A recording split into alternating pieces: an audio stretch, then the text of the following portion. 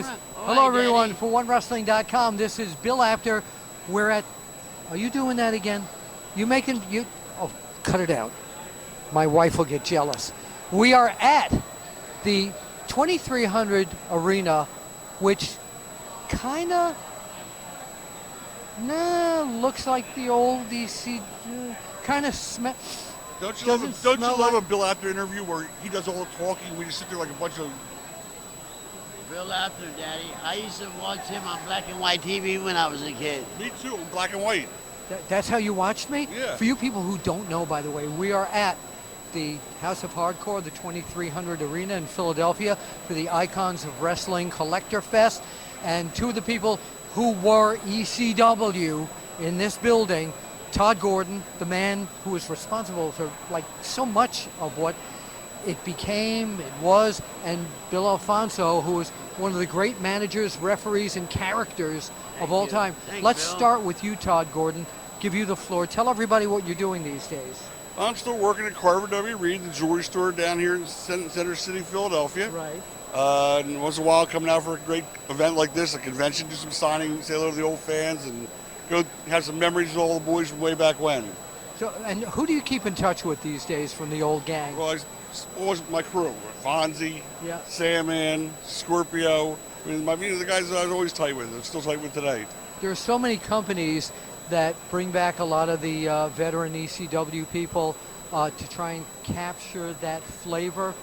What do you say about those? I say we captured lightning in a bottle. It can't be duplicated. It's not going to be, but whatever it is. I mean, nothing wrong with going down memory lane, but to try to recreate it, it's not going to happen. Can't do it. So one question before I go over to Fonzie here, because people always ask me this because I knew him and still know him really well.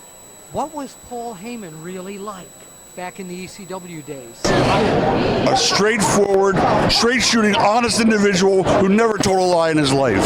That's great. That's great. All right. Where did Bill Alfonso?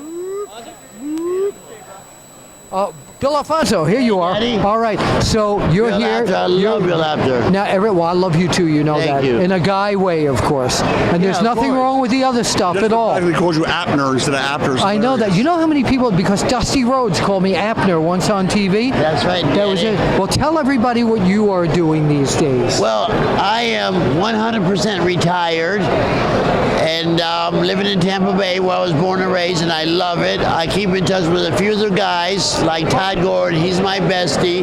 Paul Heyman, who I talk to every day, love him. You still talk to him every day? Almost every day. Of course, Sabu and Van Dam. And then occasionally, when I'm lucky, I come and get to do events like this, and that's when I get to see Todd Gordon and Bill Apter. Well, thank you. Now, he said Apter too. It's amazing. It rolls off the tongue that way. You want to see how I can make him say Apter? Watch. Mr. Apter, See, Bill Apter. Works with everybody. Pro Wrestling Magazine. You mentioned you mentioned at one point the name Sabu. He's fallen on some hard times. There's a GoFundMe out there because of his injuries and all that. Was back in the ECW days, everybody put their body on the line, didn't they?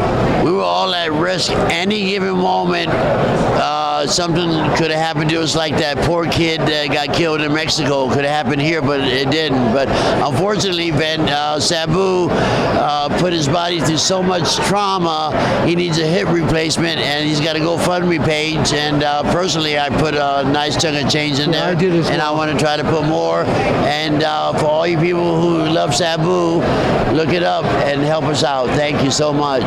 Your favorite memory when somebody asks you ECW, was there that one moment for you that stand? I know. It's impossible. I mean, what am I going to do with the Sandman blinding angle, the funk in a box? Me and Fonzie, I mean, there's no... The funk in a box, right? It's impossible to find one moment. All right, Fonzie, before you came to ECW, I knew you as the referee down in Florida, and you were an excellent referee. Do you miss the referee days?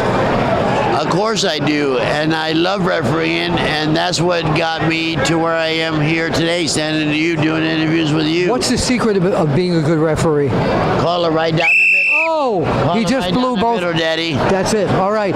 For Bill After, Todd Gordon, and Fonzie, let's point to the camera and we'll say we'll see you at the matches. See you at the matches, Yeah. Daddy. He didn't want to say it. Yeah, but it's no, okay. I'm It's okay. sorry. It's all right. You're the best, Daddy. Any wrestling fans? We're good.